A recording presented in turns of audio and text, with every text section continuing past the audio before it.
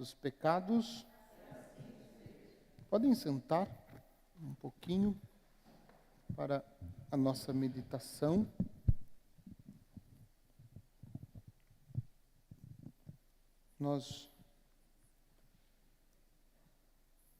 Desde que eu conheci a história de Padre Pio, eu ainda era seminarista, estava no 3º ano de filosofia.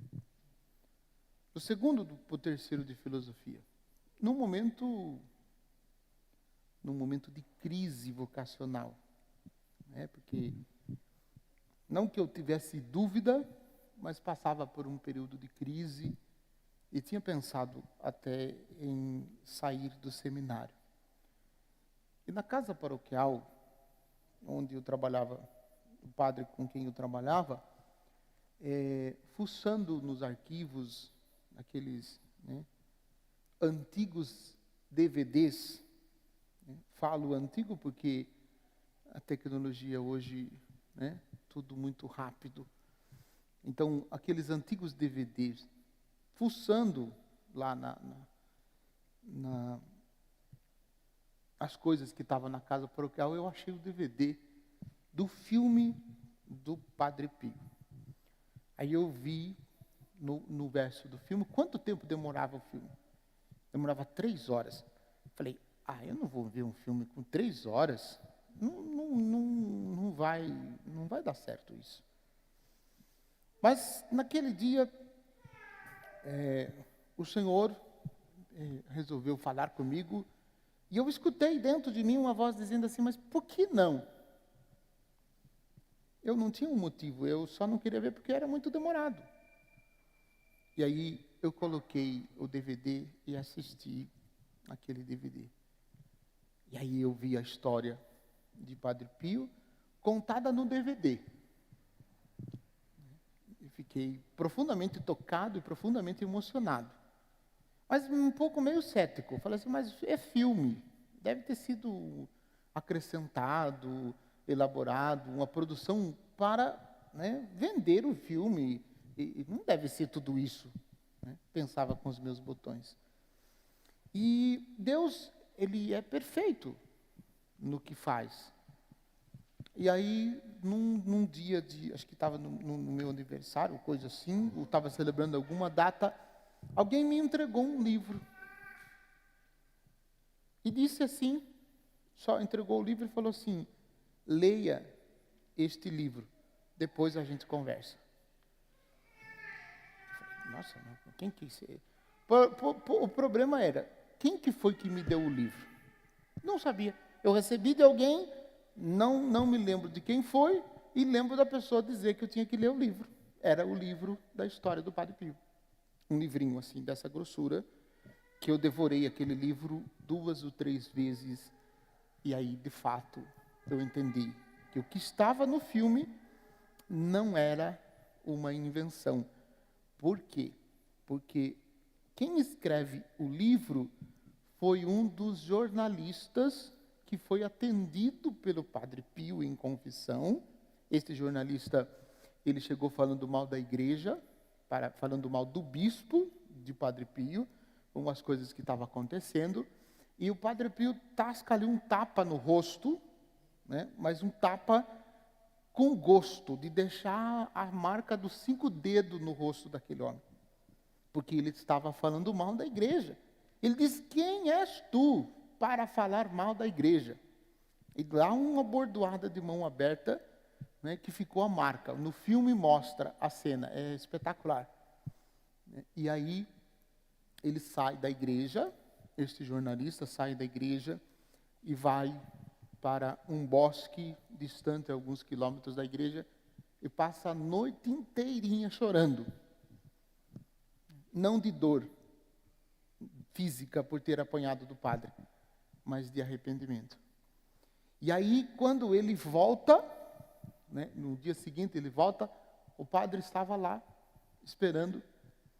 E aí, com a mesma mão, com o mesmo braço, que tascou-lhes um tapa, ele abre o braço e acolhe aquele homem, dá um abraço e diz assim, antes de abraçar, ele diz assim, então, foi longa a noite? Aí ele fala lá, né, um xingamento que ele faz. Foi longa a noite? E abre o braço e dá um abraço nele. E aquele homem diz assim, eu queria me confessar. Aí o padre diz, você não precisa se confessar. Você já chorou o suficiente os seus pecados. Vá em paz e não peque mais. Aquele homem se converteu e se tornou um dos maiores colaboradores de Padre Pio. E depois que Padre Pio faleceu, ele escreveu o livro, e o título do livro é assim, Os Meus Encontros com o Padre Pio. E aí ele descreve, né, todas as coisas que aconteceram com ele. Dentre as coisas que aconteceram, este fato do tapa no rosto. Pois bem, por que estou ilustrando o meu comentário com isso? Porque a partir daquele dia, eu me tornei não só devoto, como também filho de Padre Pio. Eu não desisti, enfrentei as dificuldades, continuei, fui transferido de paróquia, fui para uma outra paróquia, ingressei na teologia, fiz a teologia, os 4 anos de teologia, né, e depois que fiquei padre, né, sempre rezava para ele, antes mesmo dele ser declarado santo, rezava, até que João Paulo II fez dele santo. Então, isso um primeiro momento.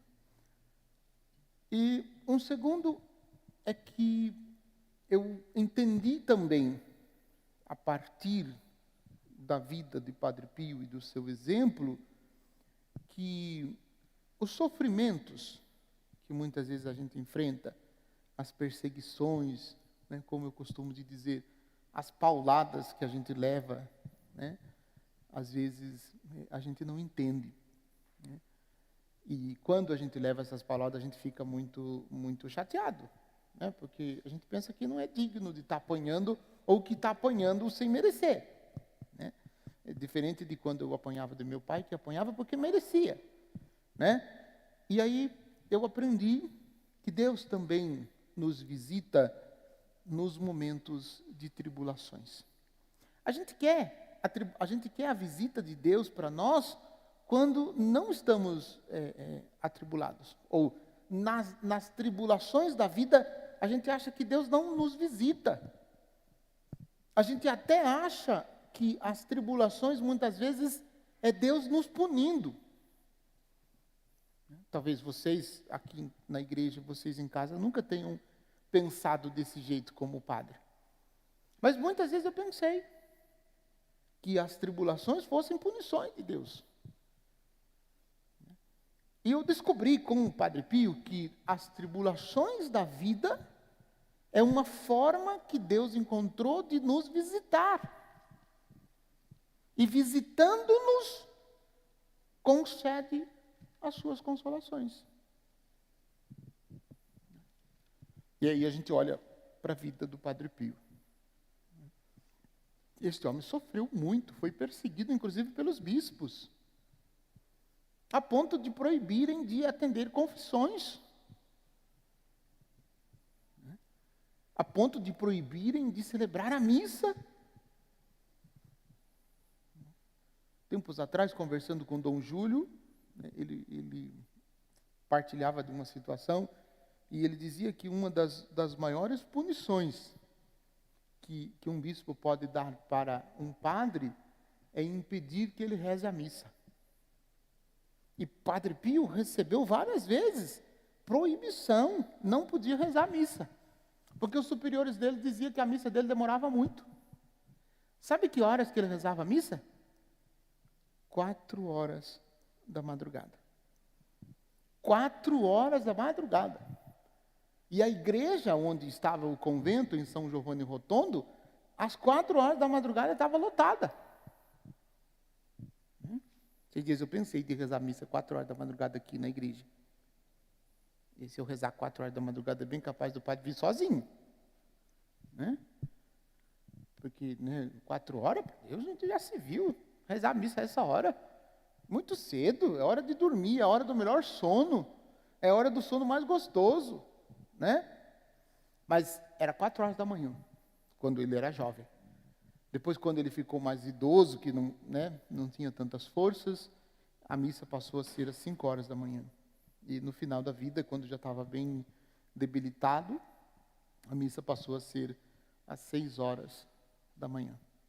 E as missas dele duravam 3 horas, mesmo depois de idoso. 3 horas de missa. E não tinha, assim, não tinha muitas coisas modernas como tem agora. Era missa. Era ele e Deus. Deus e ele. E isso tudo foi atingindo o coração das pessoas e concedendo muitas graças, muitas conversões, né, muitos sinais, muitos milagres.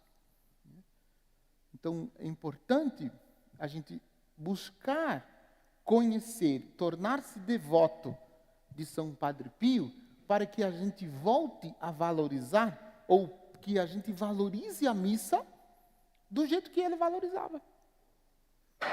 Compreendendo exatamente que a missa é a experiência de Deus, que todos nós fazemos. Então, ele continua sendo para nós uma luz, né? Uma luz, um testemunho brilhante. E ele rezou a última missa dele, né, perto já de morrer, sem força, debilitado, não queria pessoalmente rezar, e os superiores obrigaram, disseram que era uma ordem, e como o Padre Pio sempre foi muito obediente, ele rezou a última missa. Rezou sentado na cadeira de rodas, mas rezou a última missa. E ainda disse para o povo, enquanto rezava a missa, que quando ele chegasse no céu, ele ia pedir para Deus para ficar na porta do céu, até que entrasse no céu o seu último filho. Depois que entrasse o seu último filho, aí ele entraria definitivamente no céu. Eu acho que ele está até hoje na porta do céu, esperando os filhos dele entrar. Né? Porque depois da sua morte, até os dias de hoje, não pararam de multiplicar os filhos de São Padre Pio. Então, né, citando um pouquinho, né, daquilo que eu vivenciei na minha vida e na minha vocação pela intercessão de Padre Pio, eu quero simplesmente isso, incentivar que possamos buscar conhecer a história dele. Né? Ler bom livro que fale da sua história, ou ver o filme, esse filme que eu citei, né?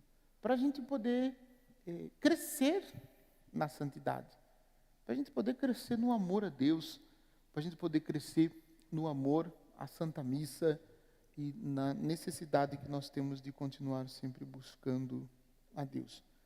Nesse dia que nós celebramos também o aniversário de ordenação diaconal do Valmir, né, que também tem se dedicado ao serviço, né, de Jesus Cristo, servindo a sua igreja, doando a sua vida e dando esse belíssimo testemunho de fé que tem dado, que por intercessão de São Padre Pio, o seu diaconal, seu serviço diaconal seja cada vez mais fecundo e que possa produzir muitos frutos para a igreja particular de Sorocaba, nesta vida entregue totalmente ao Senhor Jesus. Ao Senhor a minha consideração e as minhas orações para que o seu serviço diaconal seja cada vez mais sustentado pela graça de Deus e o Senhor continue testemunhando a presença de Jesus entre nós. Também peço, né, a todos que rezem pela vocação do diácono, para que Deus continue sempre fortalecendo e que Ele possa, né, nos ajudar a trilhar o caminho de Jesus, exercendo o seu diaconato. Louvado seja nosso Senhor Jesus Cristo. Para sempre seja.